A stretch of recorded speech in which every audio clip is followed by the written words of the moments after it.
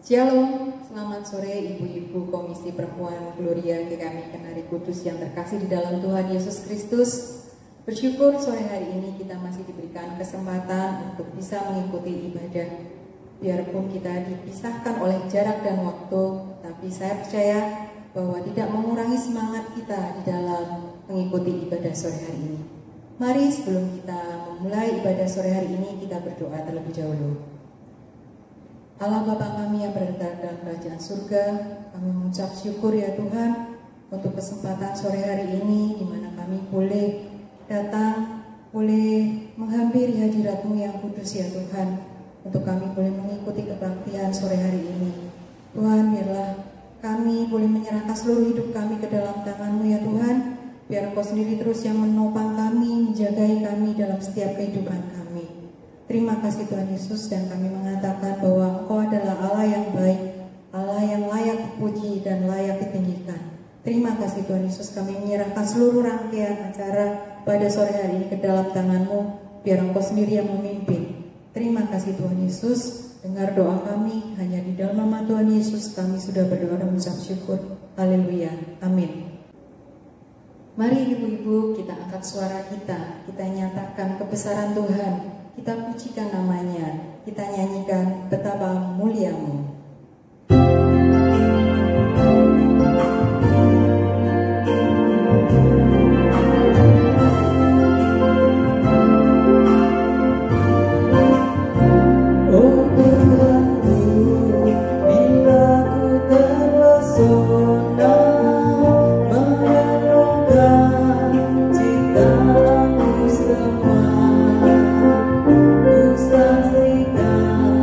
Bintang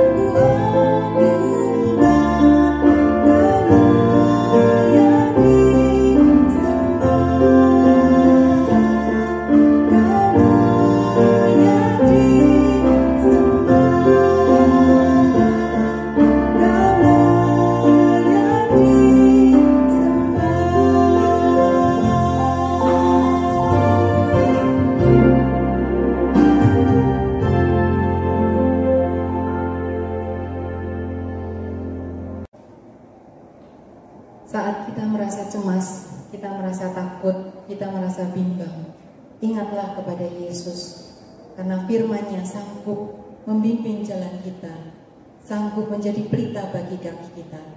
Mari sebelum kita mendengarkan firman yang akan dibawakan oleh hamba-Nya Ibu Yuyun, kita naikkan pujian firman-Mu.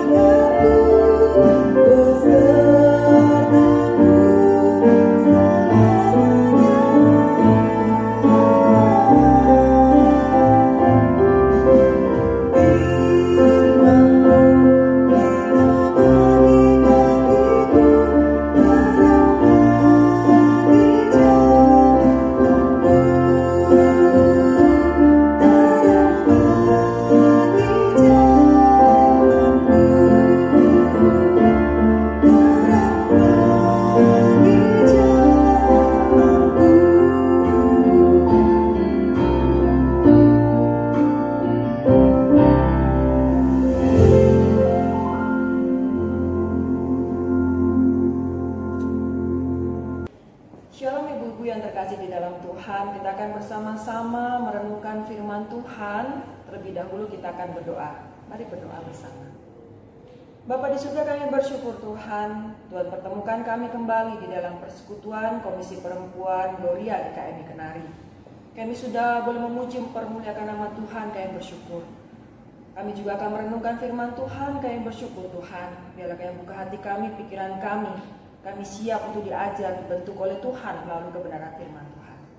Berbicaralah kepada kami Tuhan, kami siap mendengar, kami siap melakukan firman-Mu dalam hidup kami. Dalam nama Tuhan kami Yesus Kristus Allah yang hidup, kami boleh berdoa dan mengucap syukur. Amin.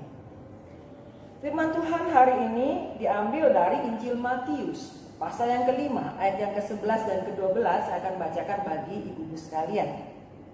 Berbahagialah kamu jika karena aku, kamu dicela dan dianiaya, dan kepadamu difitnahkan segala yang jahat. Bersukacitalah dan bergembiralah, karena upahmu besar di surga. Sebab demikian juga telah dianiaya nabi-nabi yang sebelum kamu. Saudaraku, penderitaan, kesulitan kehidupan, hal yang tidak menyenangkan itu dapat datang menimpa siapapun juga. Dan karena berbagai macam sebab. Terkadang kita melihat ada orang yang memiliki berbagai macam kemudahan dalam kehidupannya. Misalnya, dia punya keluarga yang harmonis, dia orang yang pintar, dia punya pabrik usaha yang luar biasa, dia baik hati. Tapi kok bisa ya? Dia bangkrut, dia ditipu orang, dia menderita. Atau ada juga orang yang hidupnya pas-pasan, kok ya anggota keluarganya ada yang sakit terminal. Dan masih ada banyak hal yang lainnya sebagai contoh orang-orang yang mengalami penderitaan. Dan di dalam konteks yang kita baca hari ini, sebagai orang-orang percaya kita harus ingat bahwa kita juga tidak kebal dengan yang namanya kesulitan kehidupan. Kita tidak kebal dengan yang namanya penderitaan. Dari bagian firman Tuhan yang kita sudah baca tadi, kita melihat ada sebuah pengajaran yang menarik, saudara, yang diberikan oleh Tuhan kepada setiap kita, bahwa orang yang menderita itu dikatakan berbahagia. Orang yang menderita dikatakan berbahagia. Saudara, penderitaan seperti apa yang disebut berbahagia itu? Misalnya, apakah seperti ini? Ada seseorang yang mendapat teguran sangat keras dari atasannya, dari tempat dia bekerja, kemudian akhirnya dia di PHK, mengalami pemutusan kerja. Apalagi kondisi saat ini, pandemi. Hidup susah, ekonomi susah, dia di PHK. Dia kemudian ngomel kepada temannya, kenapa aku harus mengalami hal ini? Kenapa aku mengalami hal yang tidak enak, tidak menyenangkan? Padahal aku sudah sungguh-sungguh, betul-betul mencintai Tuhan. Aku sungguh-sungguh melayani Tuhan, tapi ternyata ini yang aku dapat. Saudara, mengapa orang ini sampai di PHK? Ternyata ketika diselidiki, apa yang sudah dia lakukan? Ternyata saudara, dia sering bolos pekerjaannya. Dia sering bolos dari tugas tanggung jawabnya di tempat dia bekerja. Dengan alasan apa? Aku ada pelayanan di gereja. Aku ada tugas di gereja. Saudara, contoh lainnya. Ada anak yang nilainya di sekolah itu merosot drastis. Atau mata kuliahnya tidak mendapatkan nilai yang memuaskan. Dia harus mengulang kembali. Saudara, anak ini kecewa. Dia kecewa, dia marah, dia sedih. Sama seperti dengan orang yang di PHK tadi. Alasannya apa? Aku udah cinta Tuhan, aku sudah sungguh-sungguh melayani Tuhan, tapi kenapa nilaiku jelek? Kenapa aku mengalami hal yang tidak mengenakan ini? Saudara, ternyata memang dia mengalami hal yang tidak mengenakan karena apa? Sering bolos kuliah, sering tidak mengerjakan tugasnya, sering bolos sekolahnya. Saudara, Tuhan suka, Tuhan senang dengan setiap kita yang rajin melayani Tuhan. Tapi bukan berarti kemudian kita meninggalkan tugas kita, tanggung jawab kita, panggilan kehidupan kita. Karena kalau kita melakukan hal yang seperti ini, yang dilakukan oleh anak sekolah tadi, anak kuliah tadi, atau orang yang bekerja tadi, berarti kita sudah menjadi hamba yang tidak setia. Kita tidak melakukan untuk kesenangan Tuhan. Kita mengejar kesenangan diri kita sendiri. Kita tidak mengerjakan tanggung jawab kita, panggilan hidup kita dengan sungguh-sungguh. Saudara, bukan penderitaan yang seperti ini yang dikatakan berbahagialah orang yang menderita. Lah ini boleh dikatakan singkat kata salahmu sendiri. Kamu tidak mengerjakan tanggung jawabmu dan itulah yang kamu terima. Kita tidak bisa menyalahkan Tuhan. Karena Tuhan berikan kita kepercayaan untuk kita sekolah, kita kuliah, kita bekerja. Kita harus mengerjakan tanggung jawab itu dengan sebaik-baiknya. Saudara kasih, di dalam Tuhan ada berbagai macam contoh yang lainnya. Ada orang yang sakit. Kenapa? Bagian dalamnya, ginjalnya sakit. Kenapa? Karena dia suka minum minuman keras. Dia menderita karena salahnya dia. Karena hal yang dia lakukan, kebiasaan buruk yang dia lakukan. Bukan penderitaan seperti ini yang dikatakan berbahagia. Lalu menderita seperti apa yang disebut berbahagia? Saudara, orang-orang yang mengalami penderitaan karena orang itu berusaha hidup seturut dengan firman Tuhan, demi kebenaran firman Tuhan. Inilah yang dikatakan berbahagia. Orang ini akan dikatakan berbahagia. Kenapa? Dia berusaha hidup seturut dengan firman Tuhan, seturut dengan apa maunya Tuhan, tetapi dia mengalami kesulitan, penganiayaan, penderitaan. Saudara, ikut Yesus itu bukan berarti hidup kita itu mulus, hidup kita itu menyenangkan terus. Tetapi sebaliknya, kita tidak bisa memungkiri penderitaan itu ada, penderitaan itu hadir. Saudara, firman Tuhan dalam 2 Timotius ayat yang ke-12 berkata demikian. Setiap orang yang mau hidup beribadah di dalam Kristus akan menderita aniaya. Setiap orang yang mau hidup bersama dengan Tuhan, dekat dengan Tuhan, seturut dengan standarnya Tuhan, kesulitan itu akan ada. Saudara, orang-orang yang percaya, yang menderita karena dia mempertahankan standar kebenaran firman Tuhan, hidup dalam keadilan, hidup dalam kesucian, tidak kompromi dengan dosa. Ketika dia mengalami penderitaan, ditolak, dianiaya, diejek, dicaci maki, dimarah orang, firman Tuhan katakan bersukacita. Matius 5 ayat yang ke-12 tadi katakan demikian. Bersukacita dan bergembiralah karena upahmu besar di surga. Sebab demikian juga telah dianiaya nabi-nabi yang sebelum kamu. Saudara, seringkali kita juga bisa melihat, mungkin kita mengalami sendiri. Aku hidup jujur. Tuhan katakan, aku tidak boleh bohong. Aku tidak boleh menipu. Tetapi hidupku susah. Sering kita mendapat seperti itu. Tetapi inilah waktu bagi setiap kita, saudara. Mengapa kita dikatakan bersukacita? Inilah waktu bagi setiap kita untuk apa? Membuktikan kemurnian iman kita kepada Tuhan.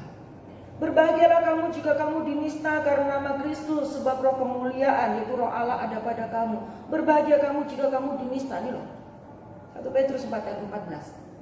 Berbahagia setiap kamu, firman Tuhan katakan, berbahagialah setiap kamu ketika kamu dianiaya, ketika kamu diejek, ketika kamu dihina. Karena nama Kristus, bukan karena kesalahanmu sendiri. Saudara, Tuhan Yesus dianiaya. Demikian juga nabi-nabi dalam perjanjian lama, rasul-rasul juga. Saudara, kita mengikuti teladan Tuhan. Tuhan sudah terlebih dahulu mengalami itu. Kita muridnya, kita pengikutnya. Saudara kasih dengan Tuhan, ini membuktikan bagaimana kita setia kepada Tuhan. Tuhan juga dianiaya. Jangan kita kemudian, loh aku mau hidup enak. Kalau kita mengatakan aku anak Tuhan, aku mau ikut Tuhan, teladan Tuhan, kita harus berani untuk terima konsekuensi itu. Kita harus berani ambil bagian itu. Menunjukkan betapa kita mencintai Tuhan. Ya, menderita karena apa? Karena orang yang kita cintai, pribadi yang kita kasihi. Sudah masih ingatkan dengan Polikarpus? Ya, dia adalah murid Rasul Yohanes sekitar tahun 155 sampai 156 Masehi. Dia mengalami mati syahid. Dia anak Tuhan yang sungguh-sungguh setia kepada Tuhan, takut akan Tuhan. Dia dibakar hidup-hidup, saudara. Dia dibakar hidup-hidup, dan sebelum dia mengalami kematian itu, dia berkata demikian. 86 tahun, ya, 86 tahun aku telah melayani Kristus, dan ia yang dimaksud oleh Polikarpus siapa? Aku sudah melayani Kristus 86 tahun, melayani Tuhan, dan dia tidak pernah berbuat salah kepadaku. Bagaimana aku bisa menghujat rajaku yang menyelamatkan aku? Saudara, dia mengikut Tuhan tapi dia dianiaya, dia dibakar hidup-hidup. Wow, sungguh hal yang mengerikan. Tapi dia berkata, aku tetap mengikut Tuhan. Itu penderitaan. Sungguh-sungguh dia menderita dan dia tidak mengingkari Tuhan. Saudara kasih dalam Tuhan, bertahanlah di dalam penderitaan. Kenapa? Karena mereka yang menderita, ini loh janji Tuhan buat setiap kita. Janji Tuhan buat setiap kita, karena mereka yang menderita akan diberikan berkat yang besar oleh Allah. Kapan? Bisa saat ini, bisa kelak, bisa ketika kita sudah pulang ke surga. Jadi saudara ingat firman Tuhan hari ini. Setiap orang yang mau hidup beribadah di dalam Kristus Yesus, dia akan menderita aniaya. Dan bersukacita, bergembiralah. Kenapa? Karena upah kita besar di surga. Ya saudara, sekali lagi diingatkan kepada setiap kita, ikut Tuhan, penderitaan itu akan hadir dalam kehidupan kita. Kita jalani, itulah pemurnian bagi iman kita. Kita biar didapati setia kepada Tuhan sampai akhir kehidupan kita. Dan upah besar menanti kita di surga. Biarlah Tuhan mendapat kehidupan kita sampai akhir adalah hamba yang setia. Mari kita berdoa. Bapa dalam surga, kami tidak bisa memungkiri kesulitan hidup itu datang kepada setiap kami pribadi lepas pribadi dalam bentuk berbagai macam hal. Tapi biarlah Tuhan Yesus, sebagaimana firman Tuhan yang kami dengar pada hari ini, kami diingatkan, Tuhan Yesus juga menderita. Biarlah kami juga ambil bagian itu Tuhan. Kami menjalani hidup kami seturut firman Tuhan meskipun kami mengalami kesulitan hidup. Supaya kami Engkau dapati setia sampai akhir kehidupan kami. Iman kami sungguh teguh di hadapan Tuhan. Dan hidup kami boleh menjadi berkat bagi orang sekitar kami. Terima kasih Tuhan Yesus, biar Engkau dapati kami menjadi hamba-hamba yang setia. Di dalam nama Tuhan kami Yesus Kristus, Allah yang hidup, kami boleh berdoa dan menaikkan kerinduan kami untuk kami boleh menjadi pelaku firman dalam keseharian kami. Amin. Setiap kita punya pergumulan, setiap kita punya masalah, tetapi ingatlah bahwa kita mempunyai Allah yang luar biasa, Allah yang maha besar, jauh melampaui segala pikiran kita. Kita nyatakan bahwa Bapa, Engkau sungguh baik. Kasih-Mu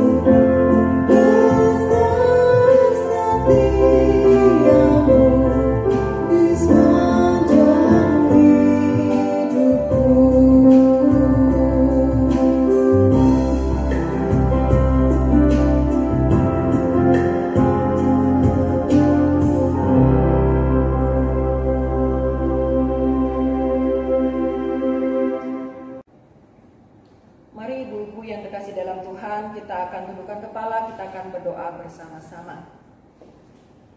Bapa di surga, kami bersyukur untuk waktu ibadah kami hari ini. Kami boleh memuji Tuhan, kami juga sudah boleh mendengar firman Tuhan. Tolong kami Tuhan untuk kami boleh menjadi pelaku firman-Mu dalam keseharian kami. Kami juga menaikkan kerinduan setiap kami Tuhan kepada Tuhan. Kami bersyukur untuk pemeliharaan Tuhan dalam hidup kami. Tuhan jagai kami, Tuhan pelihara kami di tengah-tengah masa pandemi ini. Terima kasih Tuhan Yesus, terima kasih. Kami berdoa Tuhan untuk anak-anak kami, cucu kami, keluarga kami masing-masing dalam kejauhan dari virus ini, dari pandemi ini Tuhan.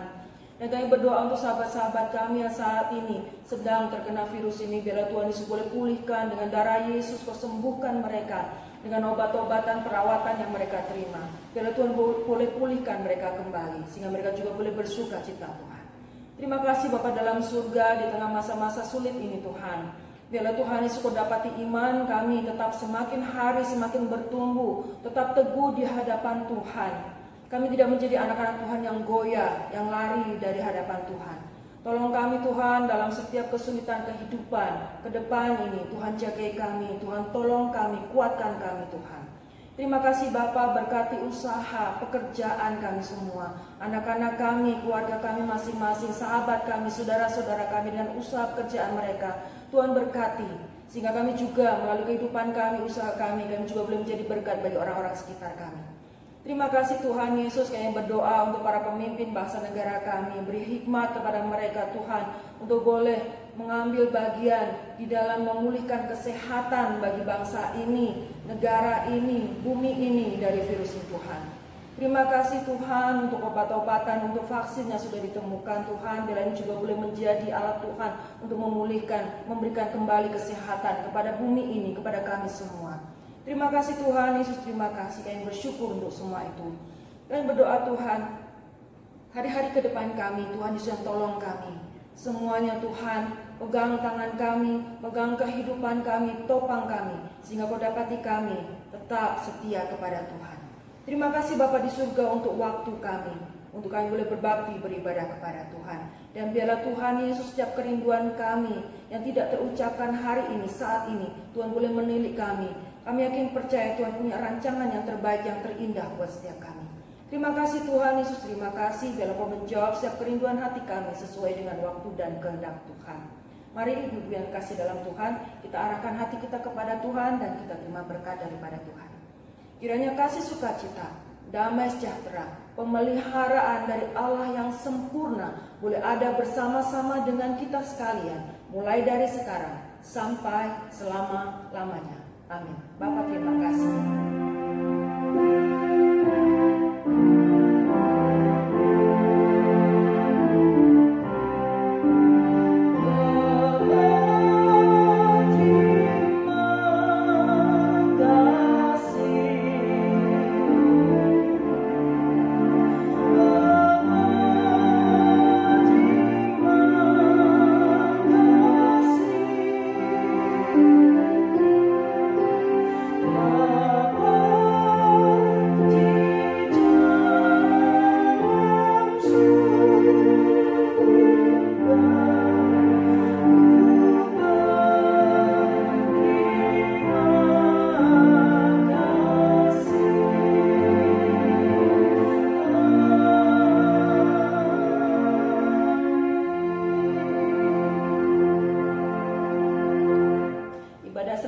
Sampai jumpa dengan ibadah kita selanjutnya. Tuhan Yesus memberkati.